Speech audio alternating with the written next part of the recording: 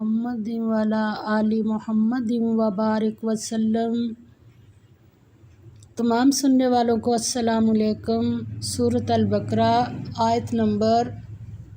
267 سے 273 تک آئیے ہم دیکھ لیتے ہیں۔ ابھی بھی انفاق فی سبیل اللہ کی باتیں چل رہی ہیں۔ اللہ تعالیٰ جیسے ہمیں سمجھانا چاہ رہے ہیں ایسے ہمیں سمجھ آ جائے اس کی۔ اعوذ باللہ من الشیطان الرجیم، بسم اللہ الرحمن الرحیم۔ یا ایھا الذین، اے لوگو جو آمنو ایمان لائے ہو، انفقوا خرچ کرو، من طیبات پاکیزہ یا عمدہ مال، ما کسبتم جو کماتے ہو تم، ومما اور اس میں سے جو اخرجنا نکالتے ہیں ہم، لکم تمہارے لیے، کہاں سے، من الارض زمین سے، ولا اور نہ، تیمموا قصد کرو یا چھانٹو، الخبیثہ بری چیزیں، منہ اس میں سے، تنفقون جو تم خرچ کرتے ہو، ولستم اور نہیں ہو تم، بِآخِذِیہ ساتھ لینے والے اس کو، الا مگر ان یہ کہ تغمضوا آنکھیں بند کر لو، فیہ اس میں، وَاعْلَمُوا اور جان رکھو، ان اللہ بے شک اللہ، غنی بے پرواہ، حمید قابل ستائش ہے۔ اس میں فرمایا مومنو جو پاکیزہ اور عمدہ مال تم کماتے ہو اور جو چیزیں ہم تمہارے لیے زمین سے نکالتے ہیں ان میں سے اللہ کی راہ میں خرچ کرو، اور بری اور ناپاک چیزیں دینے کا قصد نہ کرنا کہ اگر وہ چیزیں تمہیں دی جائیں تو بجز اس کے کہ لیتے وقت آنکھیں بند کر لو، ان کو کبھی نہ لو، اور جان رکھو کہ اللہ بے پرواہ اور قابل ستائش ہے۔ تو اس میں ایسا ہرگز نہ کرو کہ جو چیز بیکار اور ردی ہو اس کو خیرات میں محتاجوں اور ضرورت مندوں کو دے دو، اور یہ گمان رکھو کہ اس خیرات کا تمہیں ثواب بھی ملے گا۔ کوئی تمہیں ایسی چیز دے تو کیا تم اسے لینا پسند کرو گے؟ تو پھر جو چیز اپنے لیے پسند نہیں کرتے وہ اپنے محتاج بھائیوں کے لیے کیوں پسند کرتے ہو؟ تم دوسروں کے ساتھ وہی رویہ رکھو جو اپنے لیے تم چاہتے ہو۔ نبی پاک صلی اللہ علیہ وسلم کی حدیث پاک کا مفہوم ہے کہ آدمی اس وقت تک مومن ہو نہیں سکتا جب تک جو چیز اپنے لیے پسند کرے وہی اپنے بھائی کے لیے نہ کرے۔ یہ بڑی ہی بہت اہم حدیث ہے۔ اللہ تعالیٰ اس کا ہمیں فہم عطا فرمائے اور ہمیں اس پر عمل کرنے والے بنا دے۔ آگے فرمایا الشیطان، شیطان، یعیدکم خوف دلاتا ہے تم کو، الفقر تنگ دستی کا، ویأمرکم اور حکم دیتا ہے تم کو، بالفحشاء ساتھ بے حیائی کے، واللہ اور اللہ، یعیدکم وعدہ کرتا ہے تم سے، مغفرتاً بخشش کا، منہ اپنی طرف سے، وفضلاً اور فضل اور رحمت کا، واللہ اور اللہ، واسع بڑی کسائش والا، علیم سب کچھ جاننے والا ہے، یؤتی عطا کرتا ہے، الحکمت حکمت، من یشاء جس کو چاہتا ہے، ومن یؤت اور جس کو عطا کی جائے، الحکمت حکمت، فقد پس تحقیق، اوتیا ملی اس کو، خیراً نعمت، کثیراً بڑی، وما اور نہیں، یذکر نصیحت حاصل کرتے، الا مگر، اولو الالباب اہل عقل۔ اللہ تعالیٰ فرماتے ہیں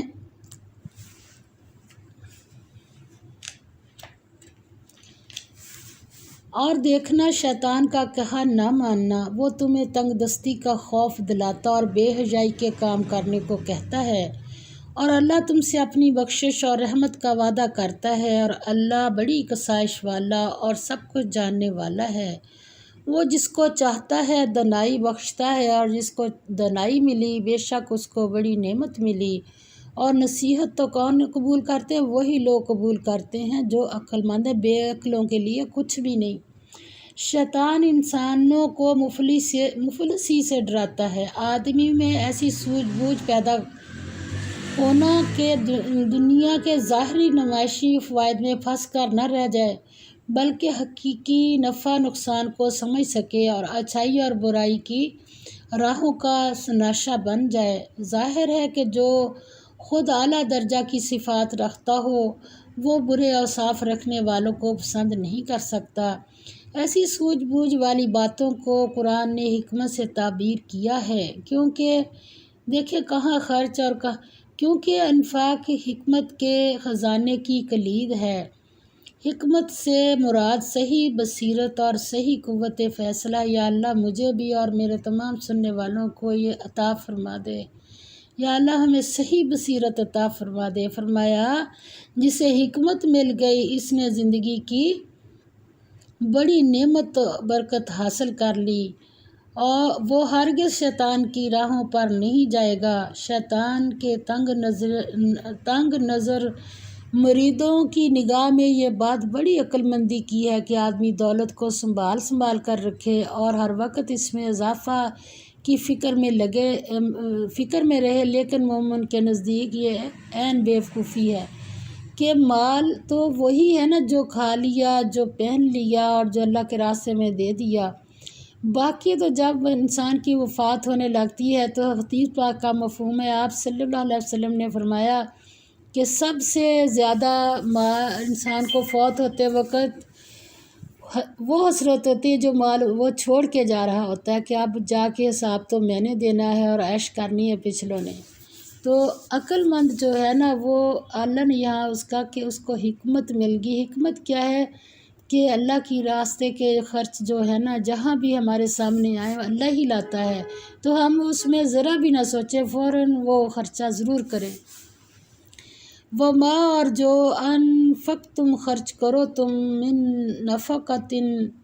خرچ سے، او نظر تم یا نظر مانو تم من نظر کوئی نظر، فإن اللہ تو بے شک اللہ یعلمہ جانتا ہے اس کو، وما اور نہیں للظالمین ظالموں کا من انصار کوئی مددگار، ان اگر تبدو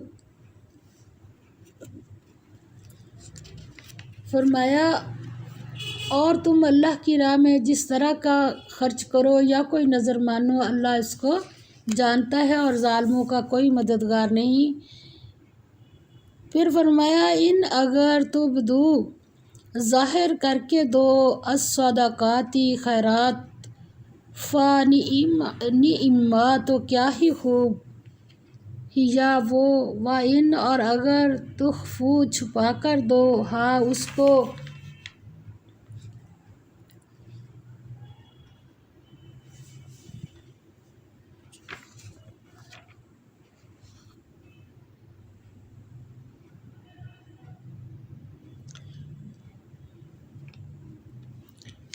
وَإِنْ اور اگر تخفوها چھپا کر دو اس کو، وَتُؤْتُوهَا اور دو اسے الفقراء اہل حاجت کو، فہوا تو وہ خیر خوب تر لکم تمہارے لیے، وَيُكَفِّرْ اور دور کر دے گا عنکم تم سے، من سیئاتکم گناہوں سے تمہارے، واللہ اور اللہ بما اس سے جو تعملون تم سب کام کرتے ہو، خبیر باخبر ہے۔ اللہ تعالیٰ نے فرمایا پہلی بات تو اور تم اللہ کی راہ میں جس طرح کا مال خرچ کرو یا کوئی نظر مانو تو اللہ اس کو جانتا ہے اور ظالموں کا کوئی مددگار نہیں۔ فرمایا اگر تم خیرات ظاہر دو تو وہ بھی خوب ہے اور اگر پوشیدہ دو تو اور بھی اہل حاجت کو تو ان کو دو تو وہ خوب تر ہے۔ یہ دو دھیان رکھنے ہیں، ایک تو پوشیدہ طور پر اور پھر وہ حاجت مند بھی ہو، تو بہت ہی خوب تر اللہ تعالیٰ نے اس خیرات کو کہا ہے۔ اور اس طرح کا دینا تمہارے گناہوں کو بھی، سبحان اللہ، اس طرح کا دینا تمہارے گناہوں کو بھی دور کر دے گا، اور اللہ کو تمہارے سب کاموں کی خبر ہے۔ ریاکاری کے خیرات سے روکا گیا ہے، اس کا یہ مطلب نہیں کہ جب تک پوشیدہ طور پر خیرات نہ کر سکو تو خیرات کرو ہی نہیں، یا خواہ پوشیدگی کے تکلف میں پڑھ کر خیرات کے عمل میں رکاوٹ ہو۔ اصل بات یہ ہے کہ دل میں اخلاص ہو، اپنی طرف سے کوئی ایسی بات یا نمائش کا جذبہ نہ ہو۔ چھپا کر نیکی یا خیرات کرنے سے آدمی کے اصل جو بات اسے حاصل ہوتی نا، اس کی اپنے نفس کی اصلاح ہوتی ہے، اور اس سے اس کے اوصاف حمیدہ نشو و نما پاتے ہیں اور بری صفات دور ہوتی ہیں صدقہ خیرات چھپا کر کرنے سے۔ یہی بات اس کو اللہ کے نزدیک بھی کرتی ہے، اللہ کے ہاں مقبول بنا دیتی ہے، اور وہ اس کی تھوڑی خطاؤں کو خوبیوں کے مقابلہ میں معاف کر دیتا ہے۔ سبحان اللہ، اللہ تعالیٰ اس طرح کا ہمیں خرچ کرنے کی توفیق عطا فرما دے۔ آگے فرمایا، لیسا نہیں ہے علیکا تم پر ہداہم ہدایت دینا ان کو، ولیکن اور لیکن اللہ یہدی ہدایت دیتا ہے من یشاء جس کو چاہتا ہے، وما اور جو تنفقو خرچ کرو گے من خیر مال سے، فلی انفسکم تو لیے تمہارے اپنے، وما اور نہیں تنفقون تم خرچ کرتے، الا مگر ابتغاء طلب کرنے کو، وجہ خوشنودی اللہ کی، وما اور جو تنفقو تم خرچ کرو گے من خیر مال سے، یوفا وہ پورا دیا جائے گا، الیکم تمہاری طرف، وانتم اور تمہارا، لا تظلمون نہیں نقصان کیا جائے گا۔ تظلمون کیا چیز ہے؟ بہت ہی ہلکی باریک، اتنا بھی نقصان نہیں تمہارا ہوگا۔ تو اللہ تعالیٰ فرماتے ہیں کہ اے محمد صلی اللہ علیہ وسلم، تم ان لوگوں کی ہدایت کے ذمہ دار نہیں ہو، بلکہ اللہ ہی جس کو چاہتا ہے ہدایت بخشتا ہے، اور مومنو تم جو مال خرچ کرو گے تو اس کا فائدہ تم ہی کو ہے، اور تم تو جو خرچ کرو گے اللہ کی خوشنودی کے لیے کرو گے۔ اس کا بہت دھیان رکھنا چاہیے، یہ نہیں دیکھنا چاہیے کس کو دے رہی ہوں، یہ دیکھنا چاہیے کہ اللہ اسے قبول فرما لے۔ بس جو اصلی چیز ہوتی ہے، جب بھی ہم کوئی بھی نیکی کریں، صدقہ خیرات کریں یا اور کسی قسم کی نیکی کریں، تو دھیان صرف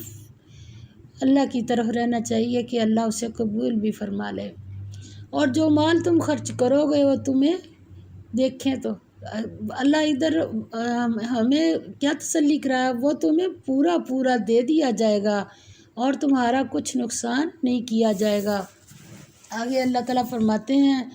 للفقراء واسطے حاجت مندوں کے، الذین جو احصروا